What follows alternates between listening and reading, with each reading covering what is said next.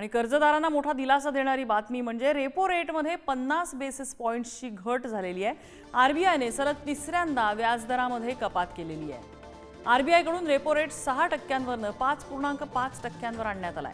RBI governor Sanjay Malhotra यांनी ही घोषणा केली आहे। कर्जावरच्या व्याजदरात त्यामुळे कपात होणार आहे, त्यामुळे कर्जदारांना दिलासा मिळणार आहे। जे वर्किंग कॅपिटल व्यवस्थापित करायचंय किंवा एखाद्या एसएमईला नवीन प्रकल्प सुरू करायचा आहे किंवा व्यवसायाचा विस्तार करायचा आहे, तर त्याच्यासाठी त्यांना अधिक स्वस्त दरात कर्ज आता उपलब्ध होतील।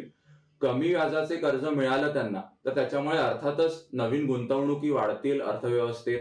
आता या निर्णयामुळे एसएमईजना आर्थिक स्थैर्य अधिक मिळेल, त्यामुळे उद्योगधंदे, रोजगाराच्या संधी देखील अर्थव्यवस्थेतील वाढतील आणि एकूणच जर का बघितलं तर भारतीय अर्थव्यवस्थेसाठी हे एक अत्यंत सकारात्मक पाऊल आहे असं मला वाटतं।